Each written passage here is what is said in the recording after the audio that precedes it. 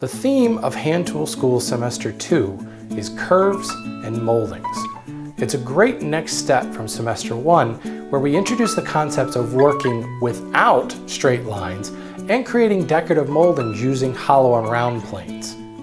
Now we accomplish this through a series of lessons, applied projects, and 2 final furniture projects. Now, as always, you can watch these videos on any device or computer, or you can even download them and watch them offline if you choose to purchase the download option. And most importantly, once you purchase the semester, your access never expires, so you can work at your own pace. There are 6 lessons in Semester 2, running between 45 minutes and just over an hour long. I start things off with an epic lesson entirely on sharpening, where I show you how to sharpen literally anything of any shape and size. Then I spend an hour talking about some detailed chisel techniques. I believe the chisel is the most valuable tool any woodworker can own, and yet we rarely unlock the potential of this tool.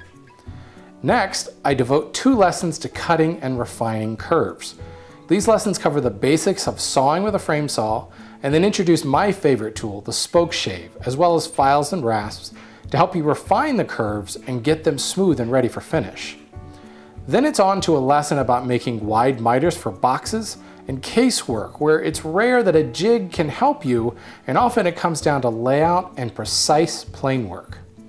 Finally, I spend more than an hour introducing hollow and round planes and using them to make moldings. I cover 3 basic profiles, but give you the keys to construct over 36 different profiles with just a single pair of hollows and rounds.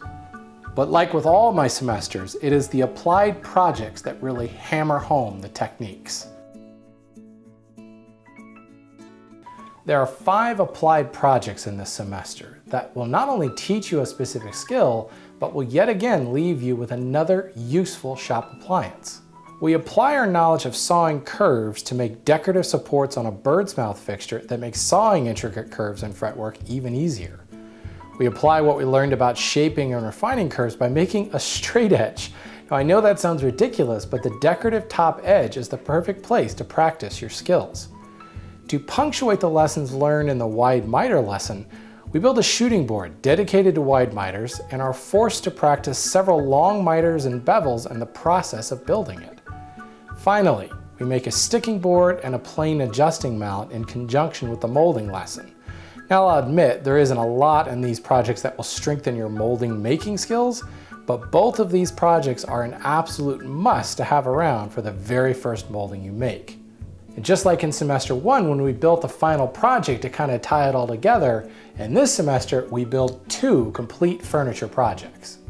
The Limbert number 244 table will show you how to apply curves to your work and how to create a template so you can repeat those curves multiple times. It uses pretty simple rabbet joinery so the student can spend their time focusing on sawing and shaping flowing curves. The tea caddy, like the Limbert table, has pretty straightforward joinery. It's just a box after all. But the really challenging part are all the various moldings that stack together to create a beautiful 18th century tea caddy complete with a secret compartment. What's better is I show you how to make all of these profiles with just a single pair of hollows and rounds. And the beauty of furniture projects is we go through all the finish preparation steps as well as applying 2 different kinds of finish, which is a whole new set of skills and techniques to learn. Assuming you have the tools from the Semester 1 tool list, or at least most of them, you'll find that there aren't that many extra tools for this semester. In fact, if you look at the Semester 2 tool list, you'll see just a few extra things, like a turning saw for actually sawing the curves, a spoke shave for refining them, which, by the way, both of these tools I made myself, and there are videos for them on my Renaissance Woodworker website. Some additional refinement tools would be maybe some files and rasps, and for the moldings, you just need a single pair of hollow and round planes. Now this is key because hollows and rounds have gotten difficult to find and they are very, very expensive.